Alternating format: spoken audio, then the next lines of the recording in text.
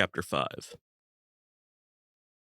Soto sat across from me in the dark, and this horrible game continued.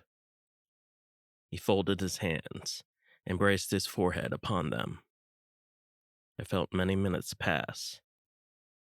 In between the moves, all I thought about was why he wanted to play his game, and what, if anything, he was trying to prove. We were still at the midpoint of the game. No piece had been taken. The board was crowded. Pawns and knights, and bishops and rooks. Soto had castled. I had not. We both contained well-guarded defenses, and I had not moved my queen. But soon, I felt my stomach tear underneath me. As Soto made his move, an awful pain crept from my legs up to my head, and my whole body throbbed. But as my turn came again, I was left with few options. I knew not which piece to move. It was a miracle I hadn't been beaten yet, and I heard the words underneath Soto's breath. They were words he repeated, words that grew solid with power, and he said them with utmost conviction, and he held them sacred. To kill the king. I raised my head above the board and saw his face glow from the firelight. Upon seeing it, I cringed. It was then that I knew he had gone mad. The madness was deep and all-consuming. It was a madness that I knew too well. It was a madness that was birthed out of conquest, and then birthed again by obsession and suffering. It was madness for madness' sake. And Soto had made his own horror. He stared right through me. He looked long and hard, but there was no life left in his eyes. Make your move, Sardina. I made it. It was the only choice I had. I blocked his knight and took his pawn. He fell silent and matched my reticence. Then he moved exactly where I thought he would. He moved his knight to attack my queen. More minutes passed, more silence, and he stayed perfectly still, in the dark. Soon after they burned it, the Spanish left the lands of Conquistadors. It took 2 days, but the army trekked 20 miles west, and within the span of 3 more days, they had trekked 30 miles inland. The lady, now locked in chains and surrounded by slaves, had been transferred to the end of the line. Several times her servants offered to carry her by hand or upon her royal chair, but she refused and walked on foot. All of the Spanish glared at her, and all were surprised that she was still alive. The Entrada marched for 5 more days, and in all that time Soto never once came to the lady's side. He merely watched her from afar as the oxen and steers blocked his view.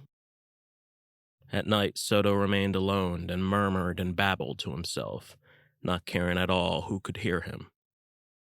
He looked to the stars, but he did not pray. Instead, he retrieved the board in pieces from his sack and assembled them in order. The march continued, and through the heat of the savannah, the Spanish moved deeper through the lowlands. They sweated through their pores and hacked at the tall grass, and they thrust and chopped at snakes, lizards, and all creatures that got in between. Then the Entrada came across a tribe whose houses reached the backstretch of a nearby meadow. As determined by the translators, the tribe was a distant ally of Conquistadors, though they regarded each other in not the warmest terms. The lady was questioned if she knew the tribe, and she confirmed. And it was there that the Spanish ceased their march and rested. In the darkness, before a huge bonfire, The Spanish asked the tribe of the land west. They listened to the rumors and were not pleased. And again, Ortiz was at the center of attention, although much of the translation went beyond his comprehension. The tribe asked again and again about the lady and why she was held prisoner, but Soto refused to answer them. An hour later, more tales were told, and Ortiz relayed them all to Soto and his captains. "They say there is a land west of here," said Ortiz. "They call it Cusa." "Is it a kingdom or just a land?" asked Soto. "They say it's a land." "How big is this land?" "They say it covers hundreds of miles." The tribe went on. "Cusco?" asked Soto. "No, Cusa." "But who are its rulers?" "They say they don't know. They say there are many. There is not only one." Ortiz rested, and a Dominican monk, Brother Alvarez, took over the translation. The tribe relayed their stories, and it went on and on.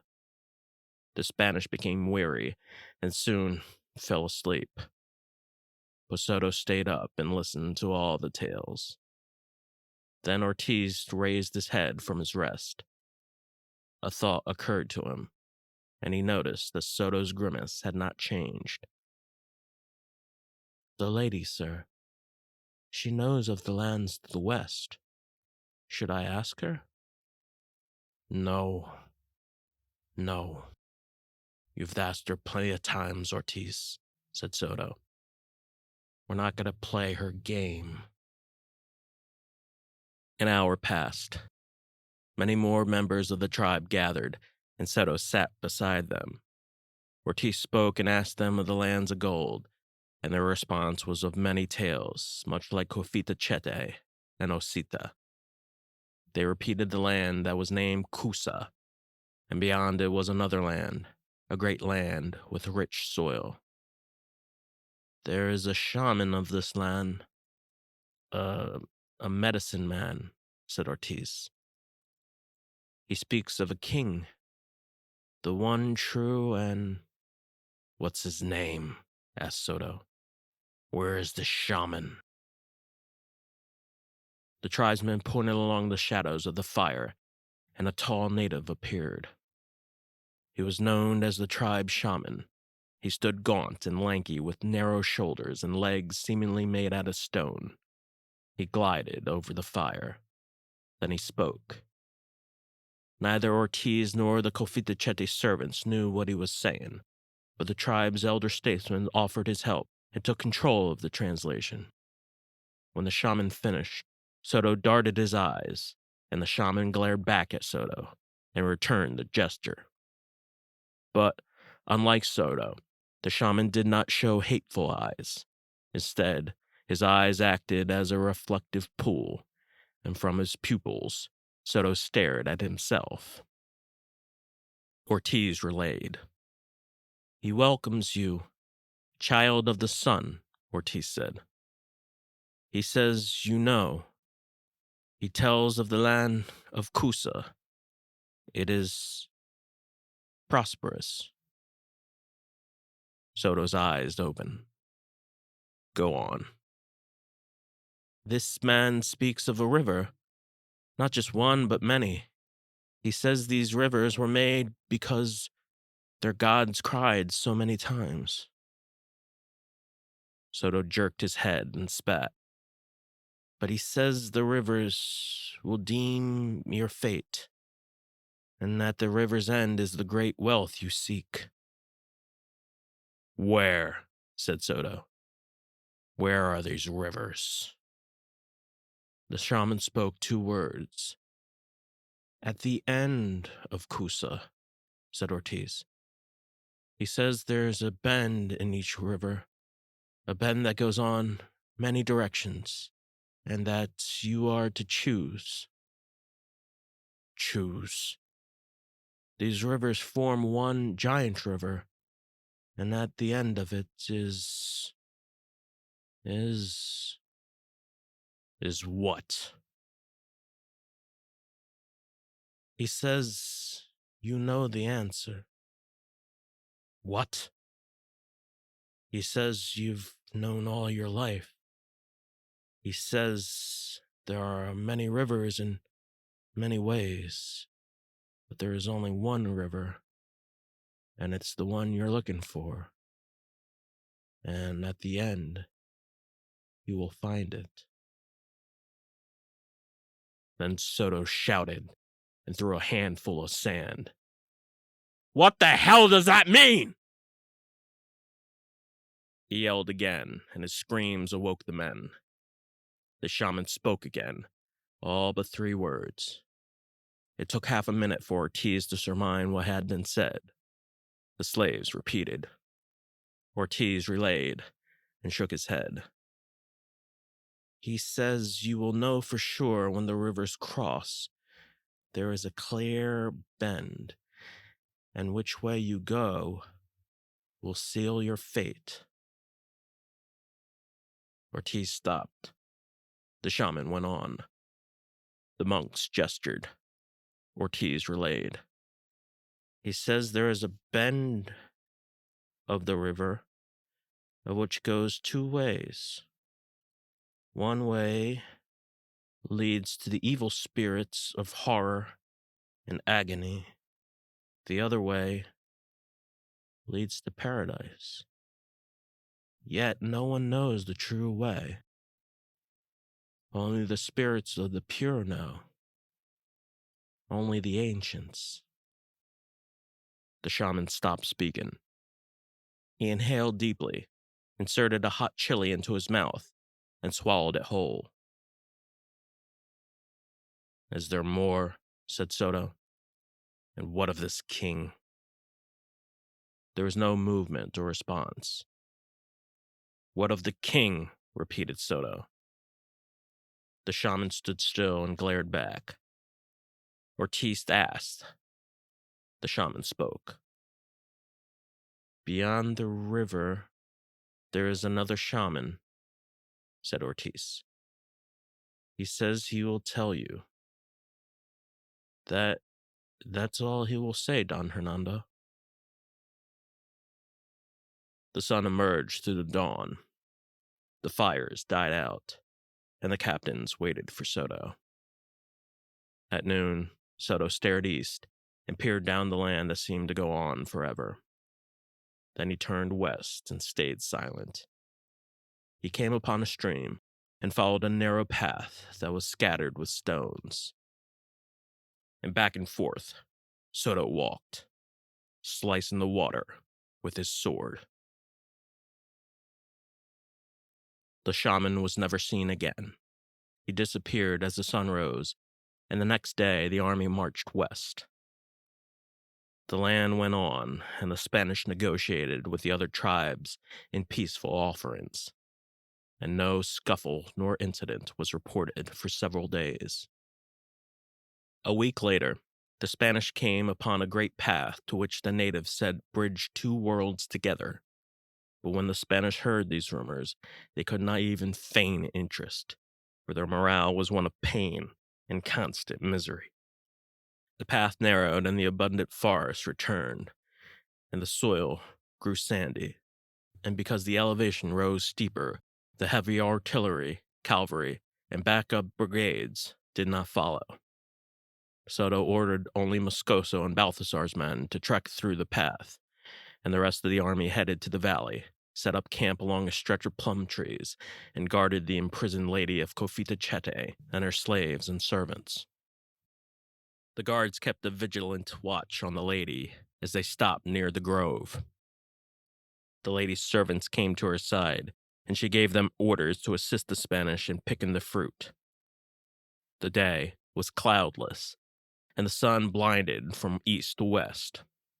The lady took to one of the trees, and although she was still locked in chains, she managed to pick the low fallen fruit from the ground. She worked fast and without interruption, and in less than 10 minutes she picked a half a bushel. She walked down with ease as her guards and servants followed her, and all noticed that her gown had gotten terribly soiled, and to the Spanish, she now looked like a common whore or beggar.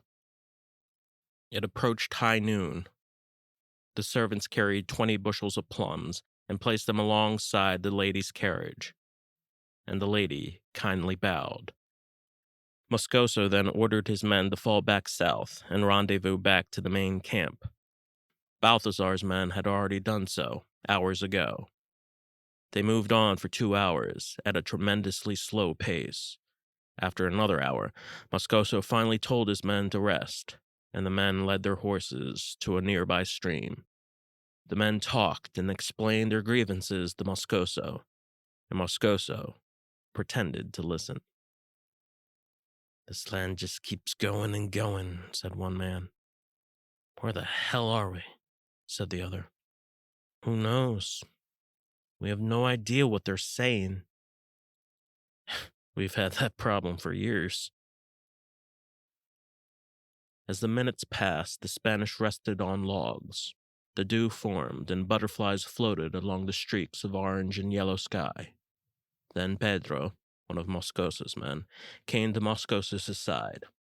Moscoso noticed a certain pain in Pedro's eyes, and they both stood alongside their horses. "What is it, son?" said Moscoso. "You should have killed her." "Who?" "Don Hernando should have killed her. She betrayed us. Why should she live?" "It's not my decision, Pedro." "I know it's not, sir. It just bothers me." "I know it is, but don't let it get to you. You can only control what's in front of you. You hear?" "Yes, sir." Pedro stared at the lady. He saw her sit across the giant sycamore as she prayed with her eyes closed. Though still chained, she raised her hands and pressed her fingers against her chest, and her face glowed bright. Some of the Spanish watched her, but the others ignored her and drifted back into their conversations. She hummed a sweet sound, and the birds joined in harmony. She swayed her head back and forth to the rhythm. She closed her eyes and tilted her head from side to side, and it was clear that she was singing.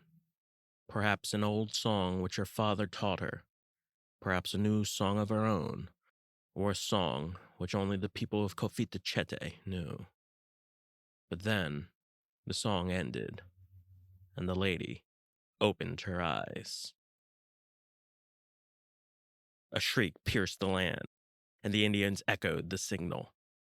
The slaves and servants rushed and ambushed the Spanish, striking them with spears, knives, and clubs, and a flood of arrows shot out from the trees.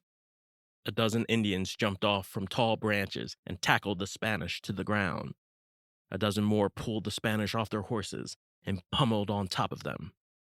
One slave took a Spaniard's helmet and smashed a soldier in the head with it repeatedly. The servants and slaves broke off their chains, freeing those who were shackled, and bloodied their wrists while doing so. The others stole as many Spanish swords as they could, but the Spanish quickly took the upper hand. They fired rounds with hand cannons and slashed away. Soon, the air filled with smoke, and a minute later, the Spanish killed 30 Indians, spearing most of them through their gut and leaving piles of steam. In all, 5 Spaniards lay dead on the ground. 10 more were severely wounded. Moscoso himself suffered a wound to his head and neck, but by then, most of the Indians, including the Lady of Confitachete, had fled into the woods. The Spanish gave chase and unleashed their dogs, but as an hour elapsed, Moscoso called off the search. At sunset, the lady, now unchained, summoned her servants and guides. They stood under a stretch of willows and pines and looked at her with great reverence. She simply pointed further, and all understood what she had meant. They forged west, and with exhausted faces and racing hearts, her people followed. At the rendezvous point, Moscoso's men finally caught up with Balthasar's men, and later, they both made it back to camp. Soto emerged from his tent, and Moscoso bowed in haste. "Is it true?" said Soto. Yes, it's true, Don Hernando. The lady has escaped." Soto gave pause, but he did not sigh. He merely glared and clenched his teeth. "What shall we do?" asked Moscoso.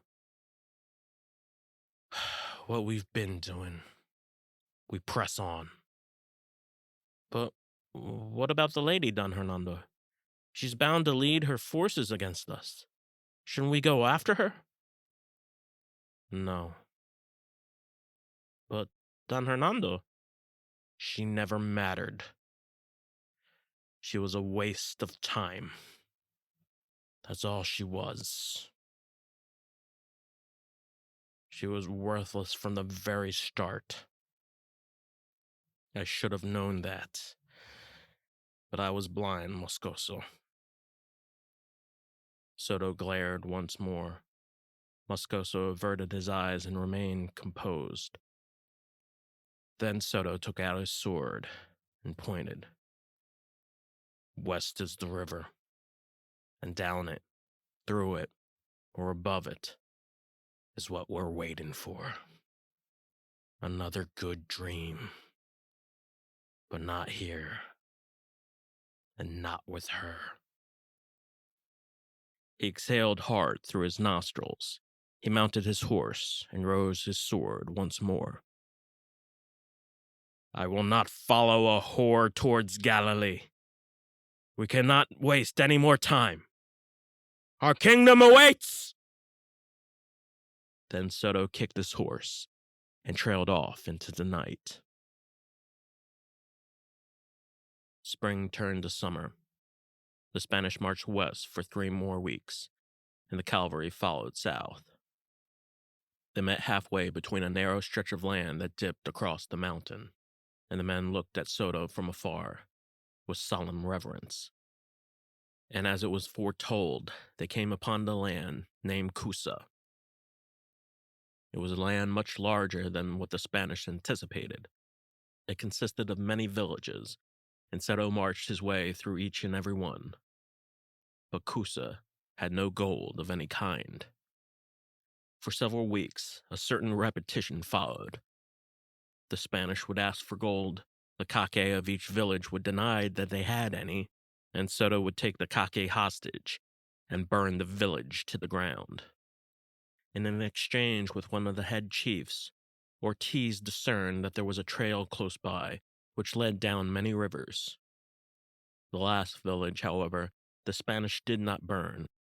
Instead, Soto gave the Kake refuge in exchange for his life.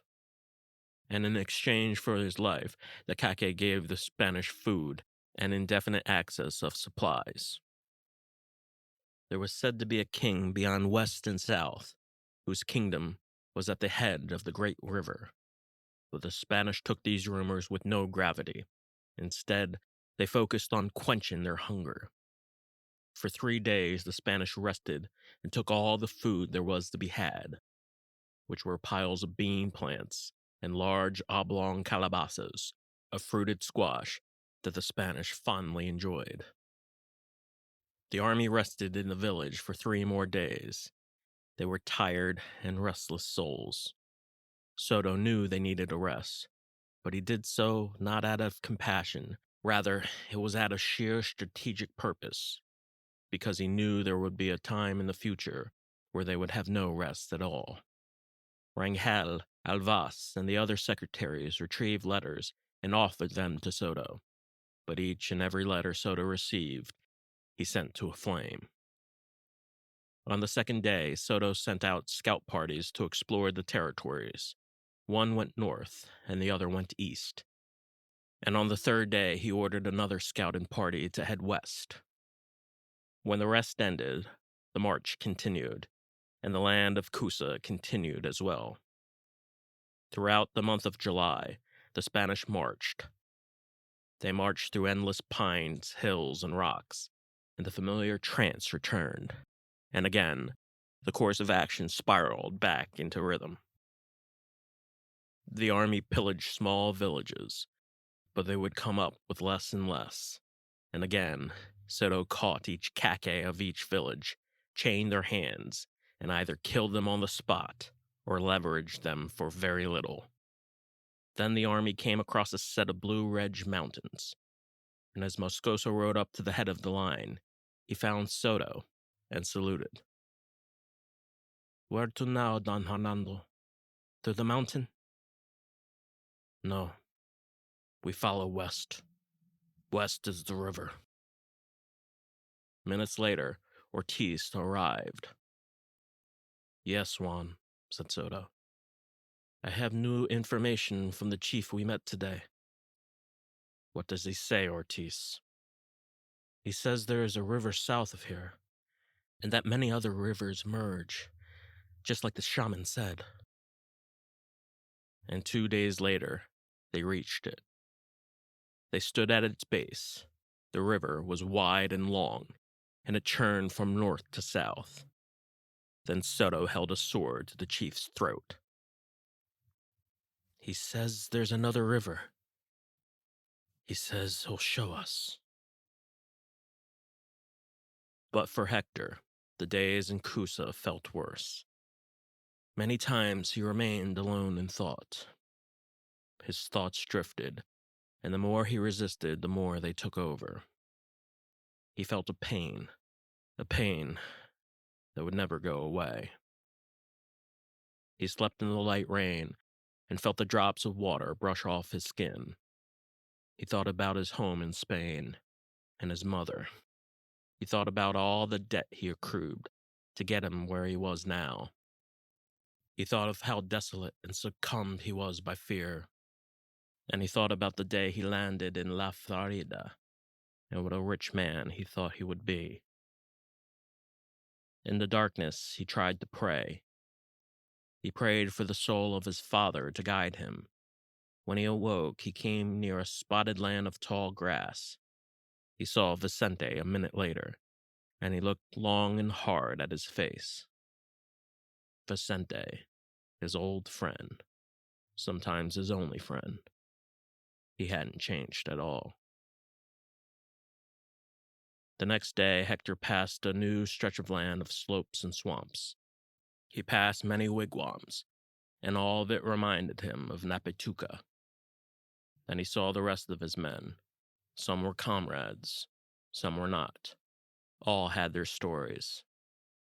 Later, he saw the slaves and the lines of chained servants 200 feet long.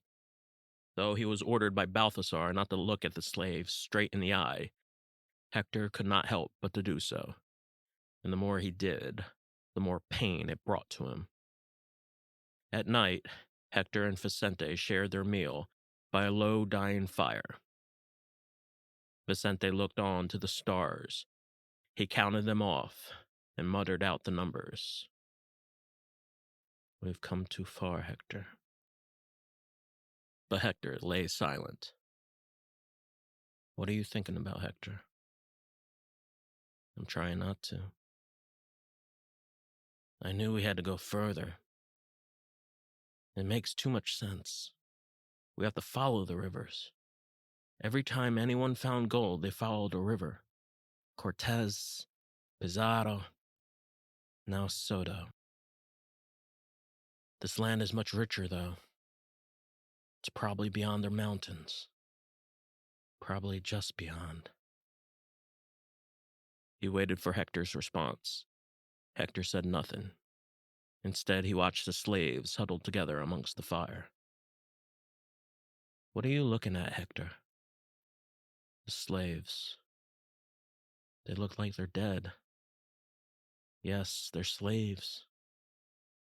"No, they're not. They're more." Vicente turned, then spat. "They're slaves, Hector. You give them too much thought. You shouldn't worry about worthless things, Hector." Nothing more was said. In the morning, Hector corralled about 50 slaves and brought them forward through a stretch of thick, hard mud. The harder the soldiers whipped them, the harder they sang. A shriek pierced the air. Then a voice cried. All knew that cry, and all knew it was an ambush. The Spanish looked to the trees. The ambush came from the opposite direction. The natives ambushed from the Spanish oblique side. They moved in cuts and slants. The warriors jumped out of the forest and threw a bevy of spears. They clashed and slashed the Spanish over and over, and soon the slaves broke out and ran for freedom. Hector stood still as he watched each slave disappear out into the distance. He tried not to show it, but the more he saw, the more Hector's face filled with admiration. He was overcome by their defiance and their will to endure. But his admiration was not shared. Hector's fellow men chased after the slaves, caught them, and brutally stabbed each one.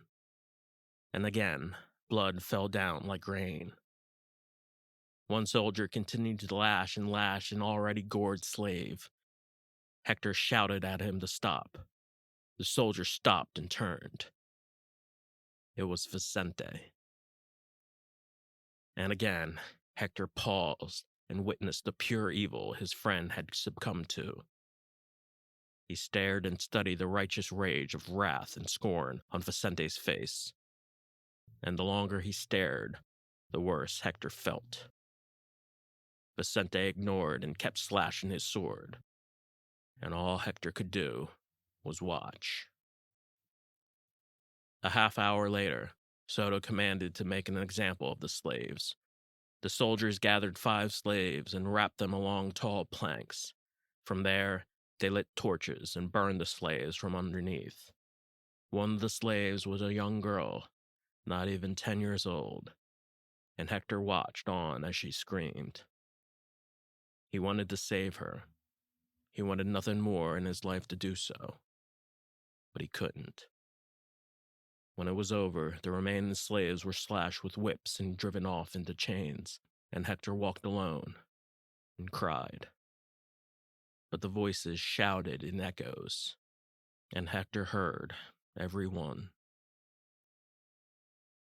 They came upon a deep and wide river. The priests bellowed dirges, and their echoes rang off from the banks of the river to the sands. And the Indians slung single file and slumped forward in their chains. The following hour, Soto divided his units into smaller platoons. Half went north, the other half went west through the mainland. In the mainland, the men hacked at the tall grass and walked about the banks. Later, the men split into teams of 2 and searched for any indication of gold. A storm seemed to brood right above them. The sky turned gray and looked as if it were on fire. And below, the sound of the Spaniards' boots slamming the surface matched its chord and harmonized with the thunder. Their faces still appeared desperate and distraught. Their eyes and mouths were open with frenzy. Their backs were beaten, and the heavy rain kept pouring. Through the mud, Vicente and Hector forged side by side as they slid back and forth from across the sloping plains of pines and rocks. They moved in the dark with their arms stretched, reaching for something they could not see. When they had enough, they rested underneath a tree. The rain trailed off for half an hour, and Vicente watched the river, while Hector fell asleep. The river slushed and rolled. Then a voice broke out. It was Balthazar. You too. What did you find? Nothing. Nothing? Not a thing, sir. Stop staring, Balthazar said. He pointed west. Go there. Find something and report back by nightfall. So they did. The heat returned upon the low country. Vicente led. Hector wearily followed. After an hour, Hector clutched his stomach. He ached and moaned. Then he knelt to the ground and vomited out his nose. But Vicente kept going. He took out his crossbow and pointed up to the trees. He studied the wind for several minutes. Then he fired a single shot. Leaves fell, but did not make a sound. Up ahead, a large hawk swirled above his head, and in great hesitation, Vicente aimed his crossbow. But by then, the hawk disappeared. The rain returned, and Vicente went back to find Hector. But as he did so, he discovered a path an eighth of a mile from where he stood. Vicente walked the path between the patches of bramble and went on for another half-mile. His eyes widened and gleamed. It seemed familiar, perhaps from a dream, and he moved with excited haste as if he had been struck by a lightning bolt. He set a marker of ragged cloth underneath a stone. Then he returned to Hector shortly after and spotted him sitting on a stump with his armor covered in vomit and blood. I found it! I found it, Hector! I found a path! It's not far! Come on! Let's go! Don't die on me now, man! But Hector lay to his side and closed his eyes. And Vicente wasted no time. He retraced his steps and returned to the marker. The path led down to a small basin. Then he found another. He saw the heart of the Blackwoods and many fallen trees. From his spot, he heard the river surge. Then Vicente heard another voice. He looked behind and found Hector hobbling through the bramble. Vicente smiled. Hector did not. They went out a mile, then another. The rain returned. It came in harder and pelted against their armor. The wind shifted and ripped at their faces, but they pressed on. They yelled out, trying to find the other men in the platoon, but their cries went unheard. Again, the two marched on, and again, Vicente led the way. They came upon a pile of carved-out wooden planks and broken bits of fishing nets. But then, the path had stopped completely. The trail ended. All that was left was the mound and the river. The rain held off. Up ahead, they saw dense boulders. Below, they saw a deep gorge. It had gotten dark, and in an hour, the stars emerged from the tips of the oaks. Now what? Said Hector. I don't know, said Vicente. We'll have to wait till morning. So they did. They rested and slept in the rain. Hector awoke many times by mosquitoes that swam into his ear. But Vicente kept wide awake. And as the night passed, they whispered to each other in painful, incoherent mumbles. As soon as we see the sun, we'll return to camp, said Hector. No, said Vicente. We follow the path till we find another.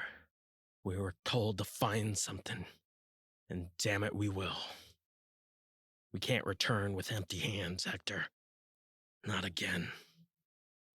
We come so far. So far. This is not life. Of course it is, Hector. There has to be more. Of course there's more. No. You don't know what I mean, Vicente. More. Yes, more. No. No what? There's more to life. It's not this. What more? What more could there possibly be, Hector? In the morning we'll be kings. What are you talking about? I'm just... Don Hernando. You are my savior. Don Hernando, I plead to you. I've wasted too much. All I have, it's nothing. Tremendous treasure, unbelievable treasure. It's nothing. From God himself, it's nothing. We've solved our maze. We've reached the river's end. Hector, it's over. Can't you see the light? The stars shone. The words died. And the morning came. But as the clouds took over again, the sun disappeared. Hector turned many times. None of it made any sense. We're lost, Vicente. Admit it. We're not lost, Hector. Have faith. But the truth begged to differ.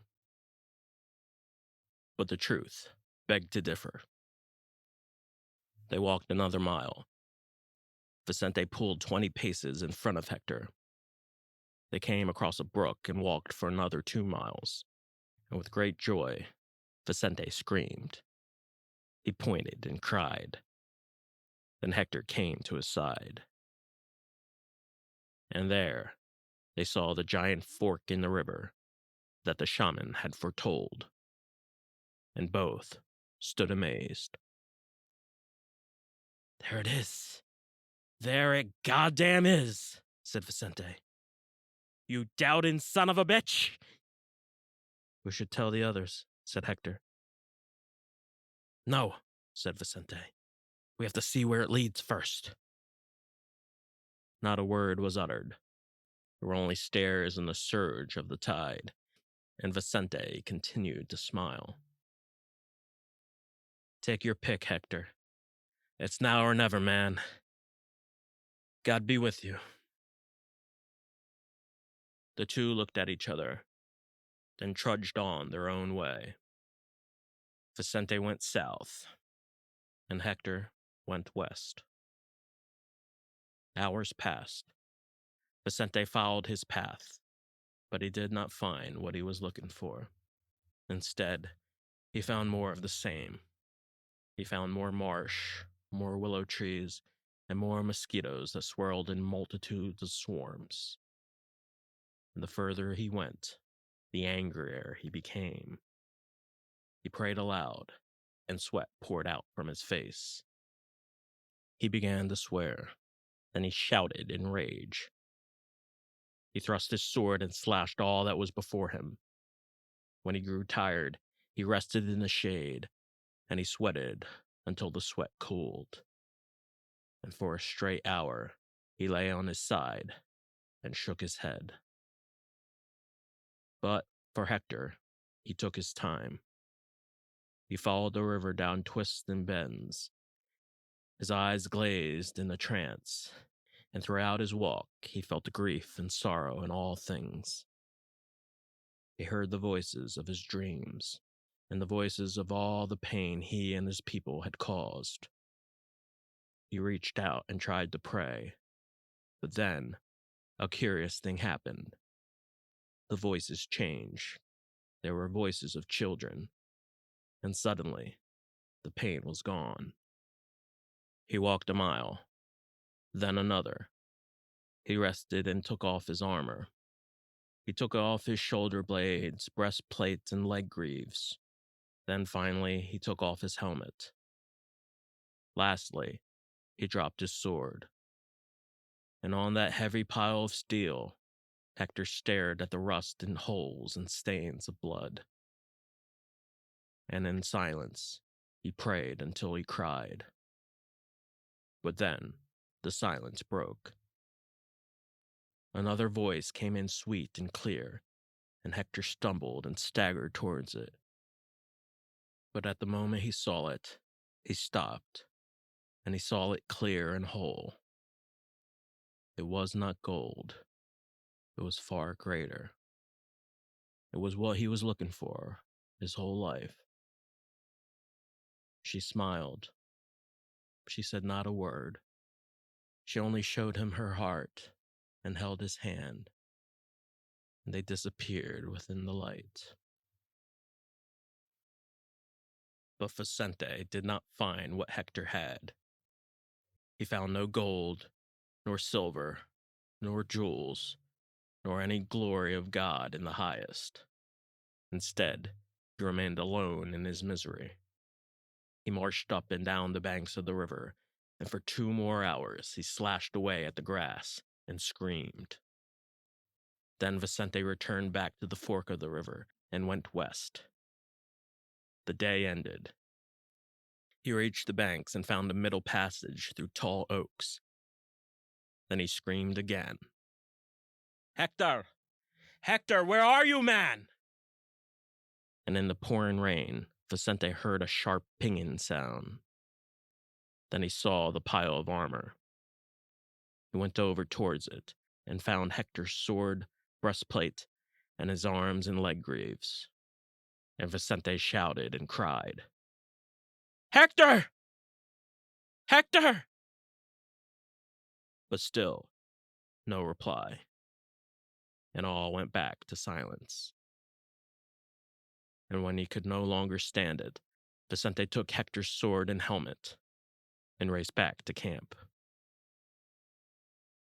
As they waited, Soto stayed with Ortiz. In 2 days, they came upon another old man whom the natives said was a shaman. Ortiz confirmed it, and indeed, it was the same shaman they met before Cusco. They listened to his story, and Soto watched his men return from the river with empty hands. The old man babbled. He spoke of the prophecy and many other things, and he groaned and shut his eyes. "What is he saying, Ortiz?" "He speaks of a kingdom."